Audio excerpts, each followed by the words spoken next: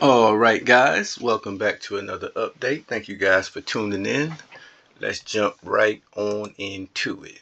Okay, so as promised guys, I told you guys that Minas, I just believe that Minas and Mr. West Congo here always has something going on here. So jumping right back into this thing, Minas is sending a large coalition, not coalition, I'm sorry, a large team to Belgian Congo West. And Belgian Congo is not going to do anything to stop this invasion at all, as I anticipated. So that's why you see I have such a large group of soldiers in this area.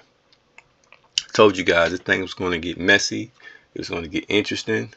It was going to get unique. So I don't make moves for no reason. Like who would anticipate weeks in advance that this move was going to happen? That's what makes me a good player. That's what makes me a good general, is that I can anticipate. And I anticipated correctly. You're not going to always anticipate correctly, but in this instance, it's good to show that I'd rather be wrong and safe than be wrong and don't do anything to prepare for something that I see coming, and then I end up having to suffer the consequences. You must have soldiers already in place. You must have already mobilized. You see all these troops he got down there? He has another 1,000 coming. He already has about 2,000 at the border. So this is a planned invasion. It's not happenstance. This is something he's been plotting for a little while. That's why I've been plotting my defense for a little while. So that's what's going on at this stage in the game. But I think I've garnered some respect from Mr. Minas, because I took out his navy. I took out his first attempt to invade. I think that garners some respect. So he'd rather go towards Belgian Congo. But I've already had a suspicion that Congo was going to allow that.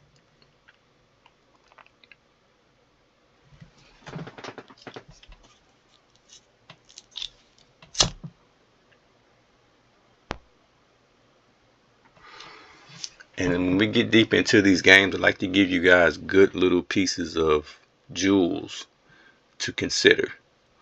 When you're in a situation like what I'm in right now, where it's a lot of moving parts, the best thing you can do is play defense. Stop thinking offensively all the time and think defensively sometimes. And that will help you stay calm and just let an offensive opportunity open up for you. See, offense has to open up. You gotta let offense come to you. Defense, you can do something about that, because now somebody is coming at you. And so there's always room to do better defense, to build your forts, mobilize your troops. So defense is constant, and you're always building upon that. So what puts me at an advantage a lot of time is that I don't focus on trying to conquer more so than preserving and building what I have.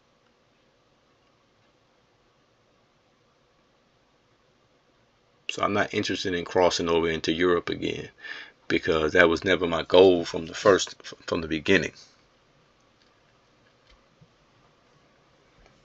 That's why Minas is sitting there with almost 2,000 troops, and it doesn't matter, because I'm not coming over there anyway. I never had intentions on staying there. My mission was to get that capital. I got that, and now my tenure in Europe is over with.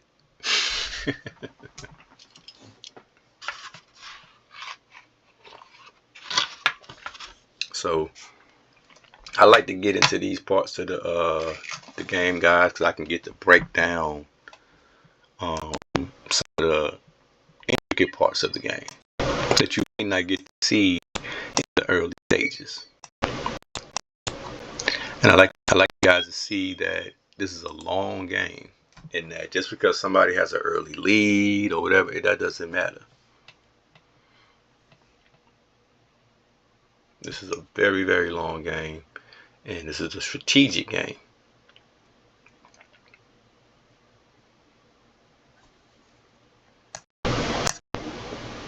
So right now, it's not much action.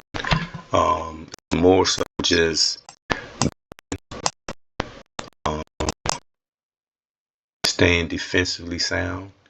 As you can see, he has 2 airplanes there. I got 22 fighters waiting. I can take that out at any time. So my defense will always be set, guys.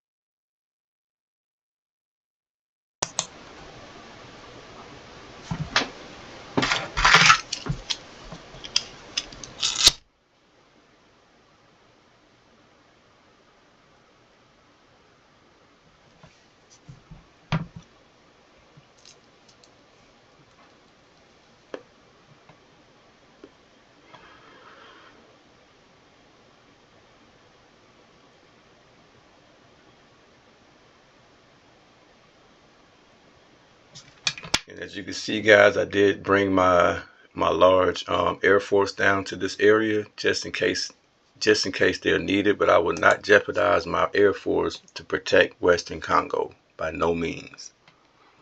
And also, guys, I've sent a large stack of troops on over towards Mr. Cairns over here.